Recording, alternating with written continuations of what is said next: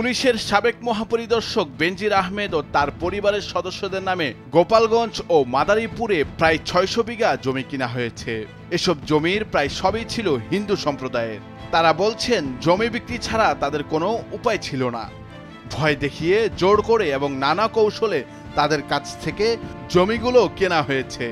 গোপালগঞ্জ ও মাদারীপুরের হিন্দু পরিবার জানিয়েছে তাদের জমি কিনতে এক পুলিশ কর্মকর্তাকে নিয়োজিত রেখেছিলেন বেনজির আহমেদ। মাঠ পর্যায়ের একজন পুলিশ কর্মকর্তা বিষয়টি স্বীকারও করেছেন। এ ব্যাপারে তিনি বলেন, ঊর্ধ্বতন কর্মকর্তারা নির্দেশ দিলে কিছু করার থাকে না। বেনজির আহমেদ এসব জমি কেনা ও রিসোর্ট করার কাজটি করেছেন আইজিপি ও র্যাবের মহাপরিচালক থাকার সময়ে। দেশের শীর্ষস্থানীয় গণমাধ্যম থেকে জানা যায়, জমি বিক্রেতাদের একজন মাদারীপুরের রাজৈর উপজেলার বড়খোলা গ্রামের সরস্বতী রায়। তাকে প্রশ্ন করা হয়েছিল তিনি কেন জমি বিক্রি করেছেন।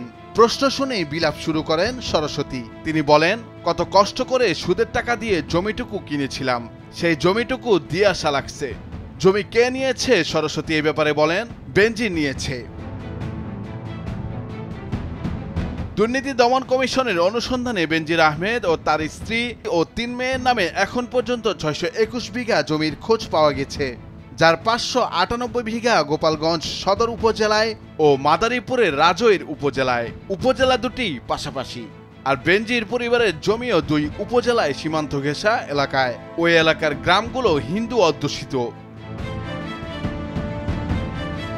বেনজির আহমেদ সেখানে Savanna Eco Resort and Natural Park নামে একটি রিসোর্ট করেছেন। ওই রিসোর্টে মানুষকে থাকার জন্য কক্ষ ভাড়া দেওয়া হয়।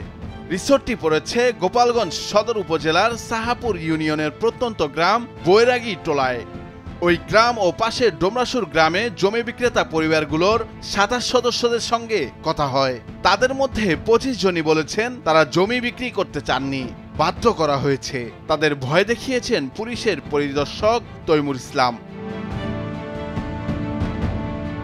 নাম প্রকাশ না করার শর্তে বৈরাগীটোলা গ্রামের এক জমি বিক্রেতা বলেন, তার ৩ বিঘা পৈতৃক সম্পত্তি জমি কিনে নিয়েছে বেনজিরের পরিবার। তিনি বলেন, পুলিশ কর্মকর্তা তৈমুর ইসলাম বেনজিরের পক্ষে জমির মালিকদের কাছে যেতেন, গিয়ে কথা বলতেন, গিয়ে বলতেন, আমি ভালো অফিসার, তাই আপনাদের কাছে কিছু টাকা পাই দেওয়ার ব্যবস্থা করছি। যদি বিক্রি করতে রাজি না থাকেন তবে জমিও যাবে, টাকাও পাবেন না।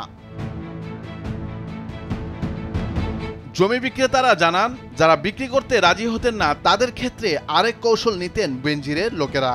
সেটি হলো ওই জমির আশেপাশে জমি কিনে নিয়ে সেখানে যেতে বাধা দেওয়া। এর ফলে জমি বিক্রি করতে বাধ্য হতেন সাধারণ মানুষেরা। কোনো কোনো হিন্দু পরিবারের জমির সবটুকুই বিক্রি করতে বাধ্য করা হয়। নুরুল আফসার, নিউজ ডেস্ক, ভোরের কাগজ।